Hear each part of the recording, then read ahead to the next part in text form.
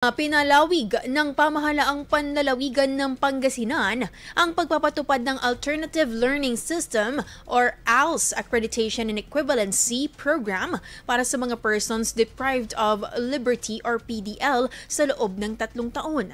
Sa pakikipagtulungan ng Schools Division 1 Pangasinan, ipatutupad ang programa mula 2025 hanggang 2028 upang bigyan ng pagkakataon ang mga PDL na makakuha ng katumbas na sertipikasyon sa elementarya o sekundarya. Ayon sa nilagdaang resolusyon, ang pagpapatuloy ng ALS and A&E program ay bahagi ng advokasya ng lalawigan para sa inklusibong edukasyon at rehabilitasyon sa pamamagitan ng pagbibigay ng kaalaman, kasanayan at pagpapahalaga sa mga PDL. Ang programa ay ipatutupad sa Pangasinan Provincial Jail upang mabigyan ng pagkakataon ang mga PDL na hindi nakatapos ng elementarya o junior high school na ipagpatuloy ang kanilang pag-aaral.